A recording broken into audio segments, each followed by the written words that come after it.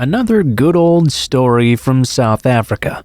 As people from there might know, there are a lot of game farms, lodges, and those types of facilities, especially around the area of Kruger National Park.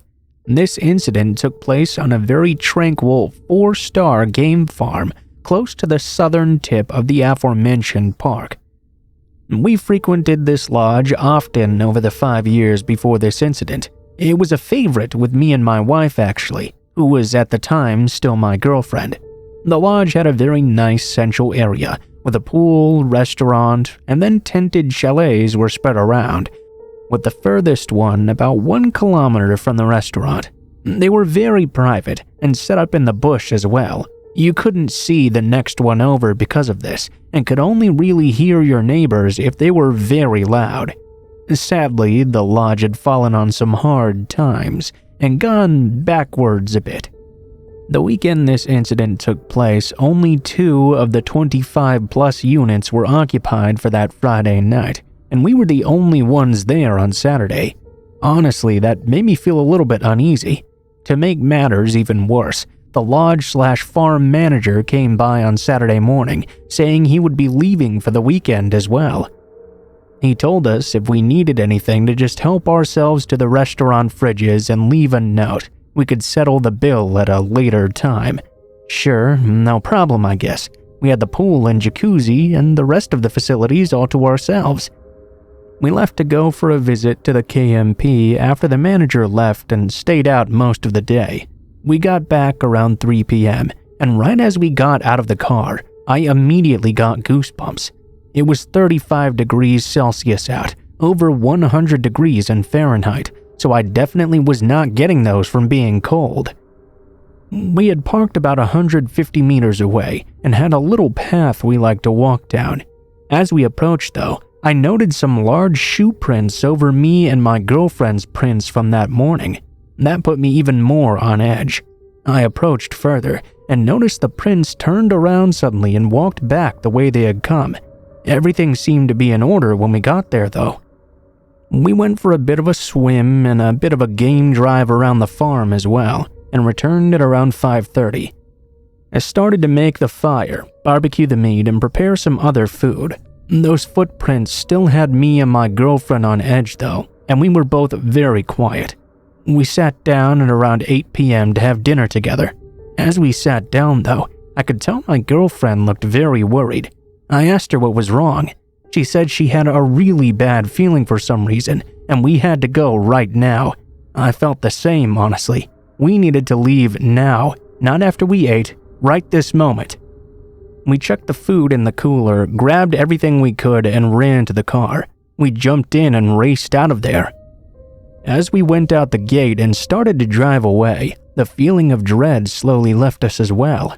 We made the 150-kilometer drive home in the dark and slept in our own beds that night. We woke up on Sunday and went about our day as normal. About 4 p.m. that afternoon, though, my phone number rings. I saw it was the number from the lodge manager. I answered, and he frantically asked if we were okay. I said, yeah, why? He started explaining what happened, and I got ice cold. Apparently, that very same night, the lodge was broken into and ransacked. They took everything of value, and what they couldn't take had been destroyed.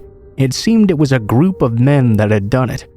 Apparently, there was evidence they had ransacked one of the abodes as well. Only one. The one my girlfriend and I had booked into. The one we would have been sleeping in had we not left so abruptly the previous night. That means they had been watching us the whole time. The lodge had cameras, but the part we were staying in did not. We left just after 8 p.m., probably about 8:20 or so. Cameras caught the first signs of movement at the lodge just before 8:30. At least one was visibly armed with a firearm in the footage, and a few had machetes as well. I shudder to think what would have happened had we actually been there. The nearest people would have been over 3 kilometers away in a straight line, and we were completely alone out there. There wasn't any cell reception at the lodge either. We wouldn't have been able to call for help. Needless to say, we did not go to lodges or isolated areas for a long time after, And sadly, even though we loved that place, it went under not long after too. I saw some ads it was being sold on bank auction. That incident shocked us both a bit, and we vowed to always trust our instincts and intuition from then on. Also, to tell each other if something ever felt off to one of us. We both had had that uneasy feeling since about 3 that afternoon when we came back, but the reason neither of us said anything was because we didn't want to spoil the trip for the other. The cost was almost the ultimate price. Lesson to be learned here: trust your gut and tell your partner what you're feeling. If something feels off, it's probably because it is. It may just save your life.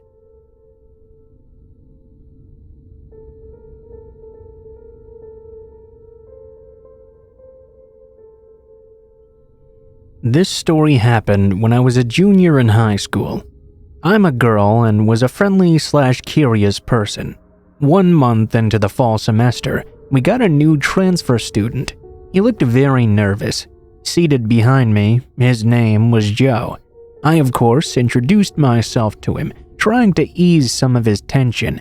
I helped to teach him what we'd learned so far, and I helped him look over his class schedule as well. We had 2 classes and lunch period together. Naturally, because of all this interaction, we got to know each other and become somewhat good friends. He was a quiet kid on his own, but he talked quite a lot around me. I assume that just meant he was very comfortable with me. I made it very clear we were just friends, by the way, and he seemed not even interested in anything else. We started hanging out with my group of friends as well. Fast forward to spring break.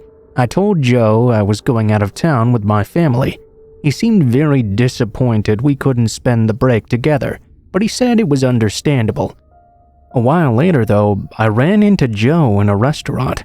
I hadn't told him where I was going, so I thought to myself, wow, well, what a coincidence, right? He said he happened to be visiting family in the same town. Going along further in senior year, Joe and I were now hanging out at least once a week. Then that turned into 2, then that turned into 3. I started to notice we were spending a bit too much time together. I wanted to make time for my other friends too, you know? That's when things started to change.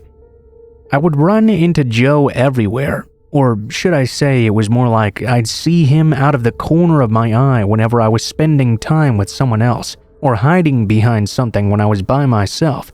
It was obviously very obsessive and clingy. The first 2 or 3 times, I didn't really think that much of it. It all became clear, though, when I questioned him on why this was happening. He told me he was accidentally following me because he wanted to make sure I was safe. Well, now I felt really creeped out. He apologized and asked for forgiveness, but I told him I didn't want to be friends anymore. He got furious and stormed out. He didn't come to school for the next 2 or 3 days. My friends had told me he'd begun harassing them for snitching on him or something. I don't really know how that made sense. He did come back to school eventually, only to pretend he didn't know me. One particular day on my walk home, I began to hear Joe calling my name in a low and unfamiliar tone. When I looked around, though, he was nowhere to be seen. I didn't know why in that moment, but my gut told me I needed to run away as fast as I could. I started sprinting and kept running until I got home. I was too scared to look back. I made sure every door and window was locked up tight. Actually, I hadn't seen him the entire way. I almost convinced myself I was just being paranoid.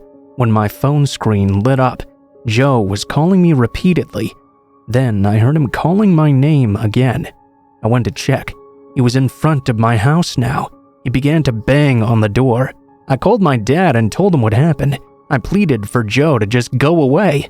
Everything went completely silent after 5 minutes, which felt like an eternity. The last words I heard from him as he left were, "You'll always be my best friend." The issue was brought up to the school, but Joe never showed up again after. Now 4 years have passed by, and just a few days ago, I got friend requests on 2 of my social media accounts. It was Joe. I blocked him and changed my names to something else. I don't live in the same town, I don't live in the same country. Now I'm on the other side of the world. Still though, I can't help but feel scared like 18-year-old me again. I've become much more cautious around other people because of him. I did report him and get a restraining order against him when that happened.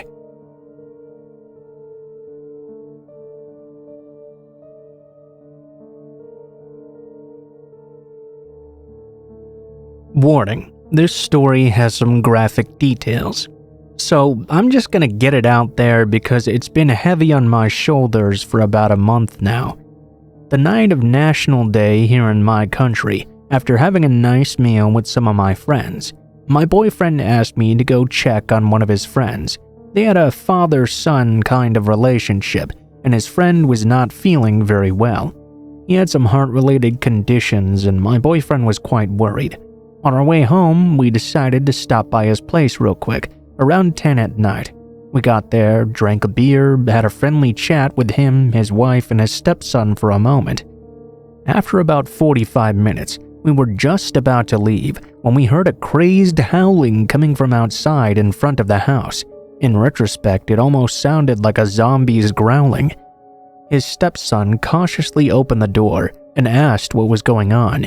He didn't even have time to finish his sentence before a man erupted at the door. He was covered in blood. I mean dark black, dried blood. So much of it, I almost thought he was a different ethnicity because his skin had such a dark tone from all that blood. It took me about 30 seconds to realize that all that blood was coming from two gigantic, gaping wounds in the side of his head. I must say, he looked and sounded like a living corpse. There were 3 gashes. The biggest was on the middle from his forehead all the way down to the back of his head, 2 inches wide at the largest. The guy began to scream and yell and thrash around before falling to the ground and freezing just like in the movies. We jumped into action. This guy was clearly not in good shape. We brought him out without looking back. I can't really explain what went through my mind in that moment, but I knew that if we were not on our way to the hospital right now, this man would not survive. I sat him down on the front passenger seat and did my best to keep him awake while my boyfriend drove. We called 911 the minute we got onto the road so they could send an ambulance to meet us on the way there. The agent on the phone started asking me to pull the car onto the side of the highway and wait for the ambulance to get there, but we couldn't do that. The man was clearly going to die very soon. We kept on going as fast as possible. We arrived to the hospital before the ambulance and the police. As soon as we got there, medics rushed outside and came to help him right away. The police then arrived too and took our disposition. Guess what happened next though? The man had been so badly hurt that he fell into a coma only 30 minutes after arriving, before the police could interrogate him as to what happened. From that moment on, police started procedures for a homicide investigation, and we were considered the prime suspects. They finally let us go home at 4 a.m. They came back the next day asking further questions and letting us know that now they knew we were not related to this crime. They informed us the man had also escaped the hospital the next morning. The attack was probably gang-related, and those gashes had been done by a machete. He'd managed to survive the attack because he was completely strung out on heroin. I'll never forget that night and that man's horrifying screams. At least I can hold on to the fact that I helped to save a life.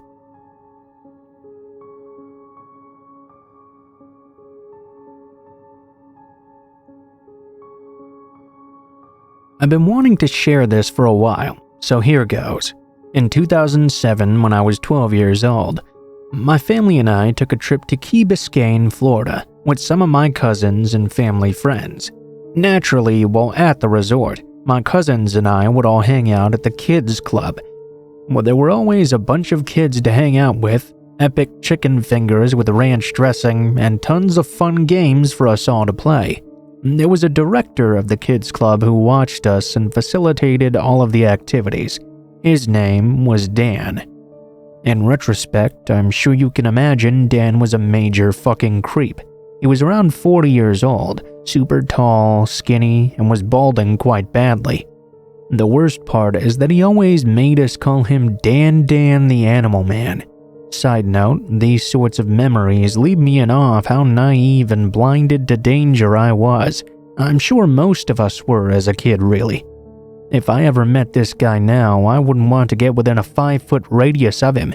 At 12 years old, though, I was thinking he was awesome.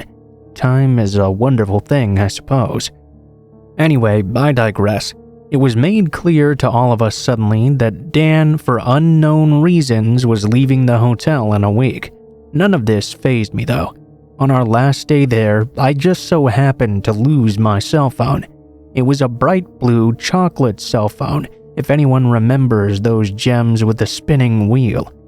I quickly told my parents I couldn't find it. Considering this was already the second phone I'd lost that year, my mom yelled at me and told me if I didn't find it, I'd be grounded for a long time. I rushed around the entire hotel, looking everywhere for my phone.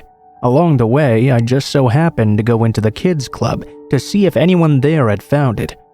The room that was typically bustling with kids and activity was now eerily quiet and empty. Dan was just sitting on a couch all by himself.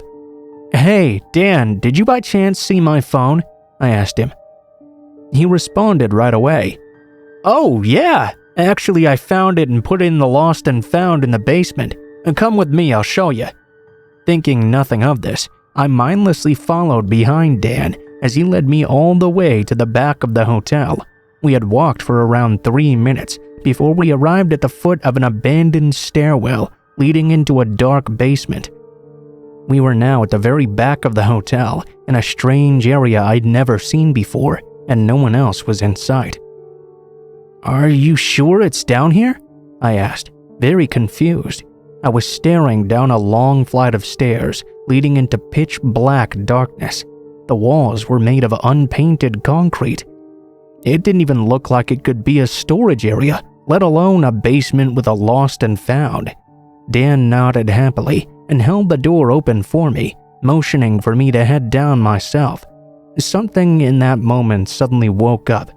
I'm not sure if it was instinct, fear, or just luck, but I immediately knew I could not go down there. Before Dan could say or do anything, I blurted out, "Never mind, I think I left it with my mom." I darted as fast as I could back to the hotel lobby. I was shaken up. Something about that situation was not right. I just knew he was going to hurt me. As a kid who wore rose-colored glasses and was overly trusting of others, that really shook me. I tried to compose myself and figured I'd investigate a bit more just to be sure. I walked up to the concierge of the hotel and asked them where the lost and found was because I'd lost my phone recently.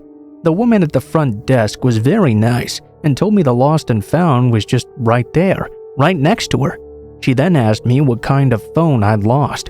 After I told her it was a blue chocolate flip phone, she smiled and pulled it right out of the box under her desk.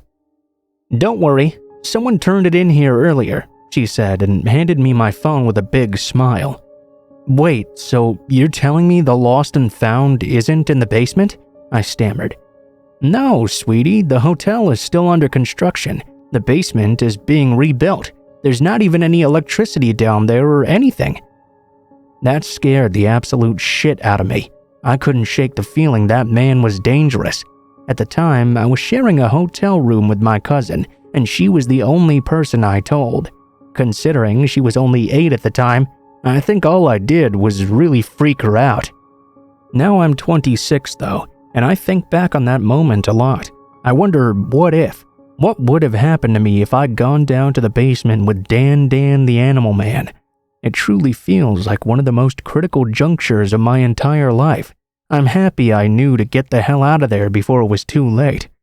I recently contacted that hotel to inquire about past Kid Club employees named Dan from 2007, just to see if he's still around somewhere, or on a sex offenders list, maybe even in jail. I told them this whole story, but they refused to give me any information about him and sounded pretty sketchy about it, honestly. I'll continue to do some research, and if I ever find more information, I suppose I'll tell you guys as well.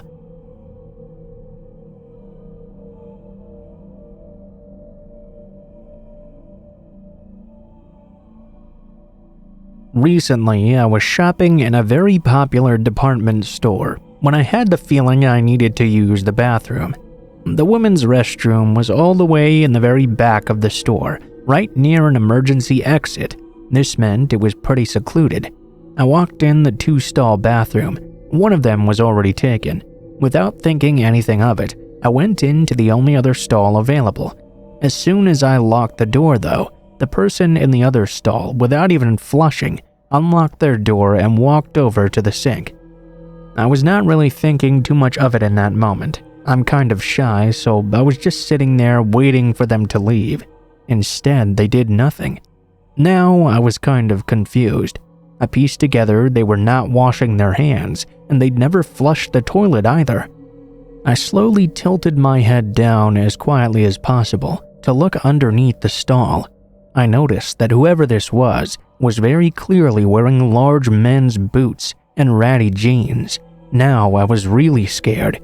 I'm a natural worrier already, and we were in a very secluded area. I tried to calm myself down and count to 15 to give them a chance to prove me wrong. Maybe it was just a girl fixing her makeup or something. As I was counting, though, I realized that even if it was a woman fixing her hair or something like that, I would surely have heard some sort of shuffling or any noise at all. Instead, it was complete silence. I counted all the way to 15 and still no movement. Now I was fully shaking. I realized just how alone we were. I was cornered in a bathroom with what I assumed was a large man based on their legs. I reached into my purse to fake a phone call. I was so nervous I didn't even think to try to make my phone ring by playing a ringtone first. I just put it to my ear and said, "Hello?" I was too nervous to even keep making up conversation because I didn't know what the man would do. Luckily, as soon as I did this, he left immediately. I watched his feet under the stall to make sure he was gone. Even creepier, I watched him walk to the right. As I exited the bathroom as fast as I could, I noticed that to the right of this restroom was the emergency exit door, now propped open. Who knows what this guy wanted to do, or where he wanted to bring me. There could have been a car right out back waiting for us for all I know. I still can't imagine the face I would have seen looking back at me if I'd just finished my business and left the stall. I told the store manager after. They kinda feigned concern, but I could tell they either didn't really care or didn't believe me. I even called their headquarters the next day to report it again.